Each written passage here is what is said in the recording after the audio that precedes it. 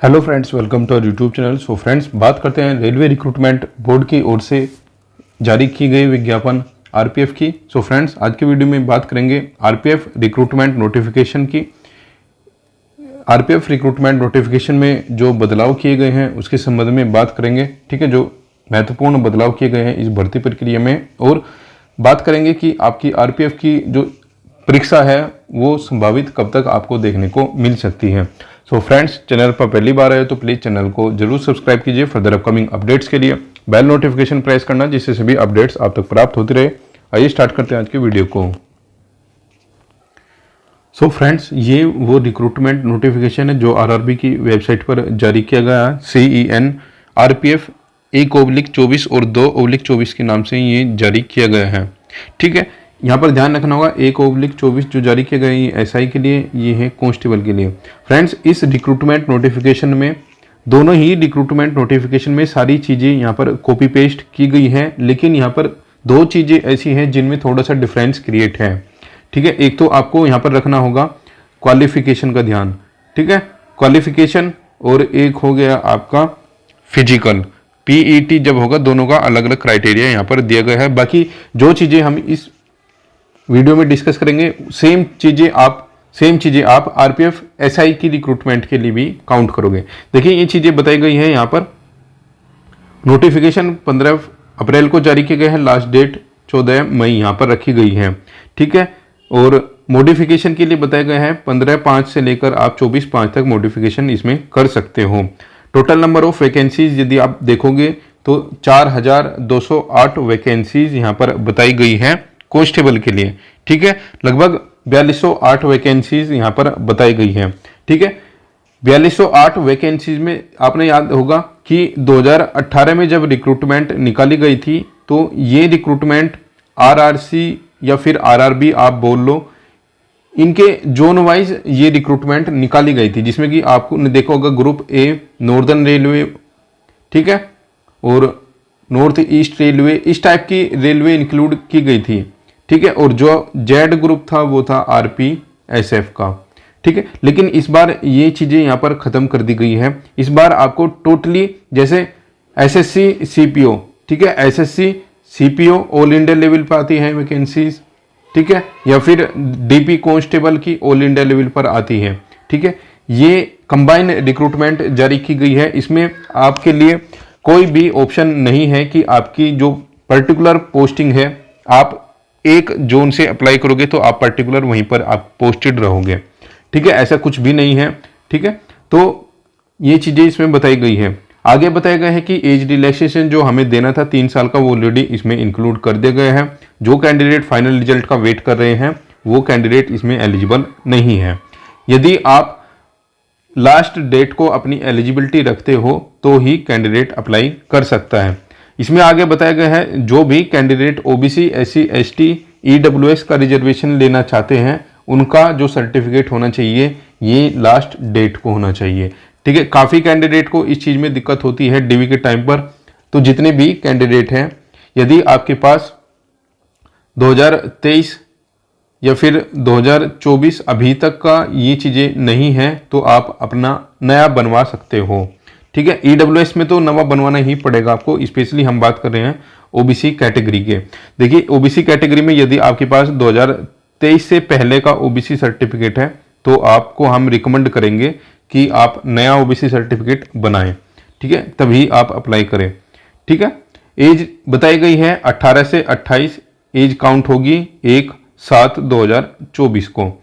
ठीक है, इसके अंदर बताया गया है कि जो भी आप अकाउंट क्रिएट करोगे रेलवे की वेबसाइट पर, इसको आप जैसे वन टाइम रजिस्ट्रेशन होता है, वो वन टाइम रजिस्ट्रेशन आप इसको बोल सकते हो। RRB की सभी रिक्रूटमेंट के लिए OTR आप इसको बोल सकते हो, क्योंकि जो डिटेल आप यहाँ पर सबमिट करोगे सेम डिटेल आपको आने वाले जितने भी रिक्रूटमेंट एग्जाम होंगे सभी में ये चीज़ें लागू रहेगी। ठीक है, यदि आपने ALP और टेक्नीशियन में आवेदन किया है तो आपको केवल अपनी प्रोफाइल ओपन करनी है, लॉगिन करना है, देन आपको अप्लाई करना है। जो भी कैंडिडेट पहली बार लॉगिन करेंगे वेबसाइट पर, उनको वहाँ पर अपना नेम, DOB, ईमेल, ठीक है, और अपनी मोबाइल नंबर। ठीक है, जो भी आपका मोबाइल नंबर है वो ये चीज़ें हैं ऐसी, ये बाद में चेंज नहीं होगी। ठीक है, तो ये चीज़ें थोड़ा सावधानी से रखें वहाँ पर। ठीक है, इसमें बताया गया है कि 24/5 के बाद में कोई नोटिफिकेशन के लिए आपकी जो डिटेल्स है उसमें कोई चेंजेस नहीं होगी मॉडिफिकेशन की डेट के बाद में। एक नया चेंज यहाँ पर किया गया है, इसमें बताया गया है सीबीटी स्टेज जब होगी तो हम नंबर ऑफ वैकेंसीज के 10 टाइम कैंडिडेट जो होंगे उनको फिजिकल के लिए बुलाएंगे। ठीक है,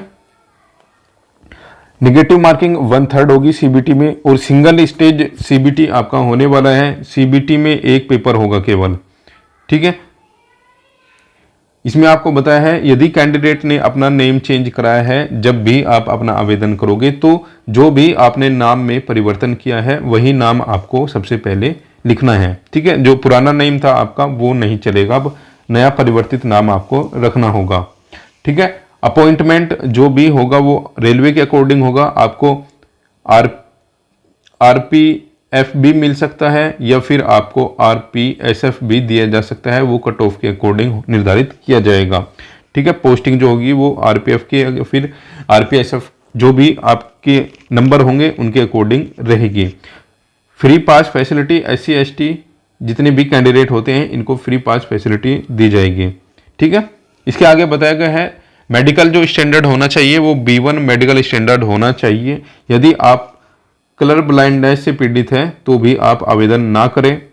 यदि आपने ग्लास पहना है तो भी आवेदन ना करें, और फ्लैट फुट या फिर नोक नी की प्रॉब्लम है तो भी आप आवेदन ना करें। ठीक है, एज हम ऑलरेडी देख चुके हैं। ठीक है, देखिए ये जो एज दी गई है 18 से 28 ये अनरिजर्व की है। ओबीसी वाला जो कैंडिडेट होगा वो 28+3 हो जाएगा, और SC और ST हो जाएगा ये 28+5 हो जाएंगे। ठीक है, रिजर्वेशन आप यहां पर देख सकते हो। इसके आगे जो चीजें बताई गई है वो एग्जामिनेशन फीस ओबीसी और अनरिजर्व के लिए जो फीस होगी 500 रुपये होगी, बाकी सब के लिए 250 होगी, और जो भी यहाँ पर EWS भी इंक्लूड होगा अनरिजर्व के साथ में। ठीक है, एग्जाम देने के बाद आपको 400 रुपये और 250 रुपये रिफंड यहाँ पर कर दिए जाएंगे। ठीक है, नोटिफिकेशन में 2 बार ये चीज़ें मेंशन की गई है जो आपको कम्युनिटी सर्टिफिकेट होना चाहिए रिजर्वेशन के लिए, ये नोटिफिकेशन की लास्ट डेट को होना चाहिए। ये चीज़ें आप ध्यान रखें क्योंकि इसमें आपको प्रॉब्लम बाद में DV के टाइम पर हो सकती है। ठीक है, सीबीटी स्टेज यहाँ पर होगी, सिंगल स्टेज सीबीटी होगा। ठीक है, 120 क्वेश्चन का सीबीटी होगा, यहाँ पर 90 मिनट दी जाएगी, 1/3 नेगेटिव मार्किंग रहेगी। आपको जब अपना आवेदन करोगे तो एक लैंग्वेज वहाँ पर सिलेक्ट करनी होगी कि किस लैंग्वेज में आपको एग्जाम देना है। सिलेबस यहाँ पर दिया गया है, 35 क्वेश्चन जो होंगे मैथ के होंगे, 35 क्वेश्चन रीजनिंग के होंगे, 50 क्वेश्चन आपके जीके के रहने वाले हैं। फिजिकल के लिए ऑलरेडी हम बता चुके हैं, यहाँ पर 10 टाइम कैंडिडेट को लिया जाएगा, और एक परिवर्तन ये किया गया है यहाँ पर यदि शॉर्टफॉल होता है फिजिकल के टाइम पर तो एक्स्ट्रा कैंडिडेट को भी बुलाया जा सकता है। तो फ्रेंड्स ये एक चीज यहाँ पर बताई गई है, फिजिकल के टाइम पर यदि कैंडिडेट का शॉर्टफॉल होता है तो कैंडिडेट को और अधिक मात्रा में बुलाया जा सकता है। ठीक है, फिजिकल के लिए ये सब चीज़ें यहाँ पर बताई गई है, मेल और फीमेल का फिजिकल अलग अलग यहाँ पर बताया गया है। ठीक है, कुछ एडिशनल जो यहाँ पर चीज़ें हैं उनके लिए भी एक्स्ट्रा टाइम की बात कही गई है। ठीक है, DV के टाइम बताया गया है कि जब भी आपका DV होगा ऑनलाइन आपको DV कराना होगा, ये सब चीज़ें यहाँ पर ऑनलाइन भी सबमिट करनी होगी। इसके बाद में सिग्नेचर और फोटो बताया गया है कि आपका 30 KB से 70 KB की डेट का कोई पंगा नहीं है। इसमें फोटो में कोई भी ऐसे जरूरी नहीं है कि डेट होनी जरूरी है। सिग्नेचर जो होगा वो आपका 30 KB से 70 KB तक होगा। ठीक है, तो ये चीज़ें इस रिक्रूटमेंट नोटिफिकेशन में इंपॉर्टेंट चीज़ें बताई गई है। और एलिजिबिलिटी क्राइटेरिया आप देख सकते हो यहाँ पर 10th पास बताया गया है कांस्टेबल के लिए। इसमें ये परिवर्तन हो जाएगा, यदि आप SI के लिए जाओगे तो आपको UG आपको कंपलसरी ग्रेजुएशन करनी होगी, और फिजिकल के लिए वहाँ पर थोड़ी कंडीशन उनमें चेंज हो जाएगा। ठीक है, दौड़ वही रहेगी, सब चीज़ें वही रहेगी, बस रनिंग के लिए आपको टाइमिंग का वहाँ पर डिफरेंस देखने को मिलेगा थोड़ा सा। ठीक है, नंबर ऑफ वैकेंसीज आप ऑलरेडी देख चुके होंगे SI में कितनी वैकेंसीज आई हैं। ठीक है, अब बात करते हैं कि जो आपका एग्जाम है वो अप्रोक्सीमेट कब हो सकता है। देखिए, ये नोटिफिकेशन में ये वैकेंसीज जारी की गई है, यानी कि नॉर्मल जो कैंडिडेट की वैकेंसीज है मेल कैंडिडेट की, ये हैं लगभग 3577 और इसके 10 गुना कैंडिडेट को फिजिकल के लिए बुलाया जाएगा। ठीक है, फीमेल के लिए 420 631 वैकेंसीज है। ठीक है, तो ये 6310 फीमेल को बुलाया जाएगा। ठीक है, और 420 एक्स सर्विसमैन की वैकेंसीज है, तो 4200 एक्स सर्विसमैन को रनिंग के लिए बुलाया जाएगा। ठीक है, तो अब बात करते हैं कि आपका ये जो परीक्षा है वो कब तक हो सकती है। देखिए, जैसे कि आपको पता लग चुका होगा, EC के लिए टेंडर जारी कर दिया गया है।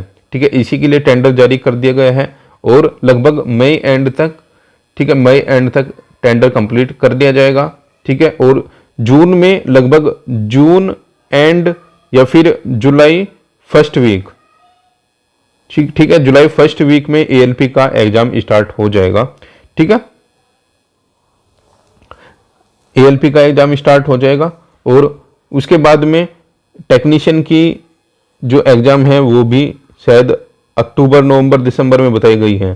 ठीक है, सो फ्रेंड्स, दिसंबर से पहले तो ये आपका एग्जाम नहीं होगा। ठीक है, जो भी आपका एग्जाम होगा RPF का, ये दिसंबर के बाद में होगा और मोस्ट प्रोबेबली जो आपका एग्जाम होगा वो जनवरी में आपको देखने को मिल रहा होगा।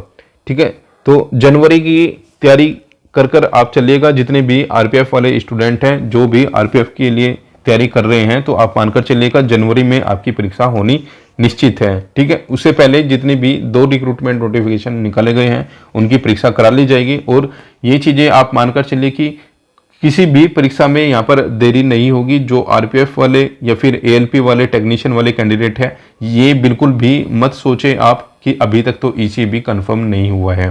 देखिए, यदि टाइम बाउंड मैनर में रेलवे रिक्रूटमेंट बोर्ड ये भर्तियों को कंप्लीट करता है, तो ECA का टेंडर ये 1 महीने में भी कंप्लीट करने में सक्षम है। ठीक है, ये इस टेंडर को 6 महीने तक भी लेके जा सकते हैं और ये इस टेंडर को 1 महीने के अंदर भी करने में सक्षम है। तो सब चीज़ें गवर्नमेंट के हाथ में होती है कि कब आपको क्या करना है। ठीक है, यदि इन्होंने ठान लिया कि हमें 6 महीने के अंदर कोई भी रिक्रूटमेंट कंप्लीट करनी है तो इजीली कंप्लीट हो जाएगी। ठीक है फ्रेंड्स, सो फ्रेंड्स 6 महीने वो काउंट होंगे आपके एग्जाम डेट से। ठीक है, एग्जाम डेट से 6 महीने काउंट होते हैं। तो यदि आप मानकर चलो कोई भी रिक्रूटमेंट जो होगी रेलवे की, आपको 6 महीने के अंदर कंप्लीट यहाँ पर होती हुई दिख रही होगी। ठीक है, ALP टेक्नीशियन और RPF वाले इस चीज को थोड़ा ध्यान रखें और आने वाले समय में NTPC और उसके बाद में जो भी एग्जाम होगा उसमें भी ज़्यादा आपको समय नहीं दिया जाएगा। सो फ्रेंड्स, मिलते हैं अब नेक्स्ट वीडियो में नेक्स्ट अपडेट के साथ। चैनल पर पहली बार आए तो प्लीज़ चैनल को जरूर सब्सक्राइब कीजिए फर्दर अपकमिंग अपडेट्स के लिए। बेल नोटिफिकेशन प्रेस करना जिससे सभी अपडेट्स आप तक प्राप्त होते रहे। मिलते हैं नेक्स्ट वीडियो में नेक्स्ट अपडेट के साथ।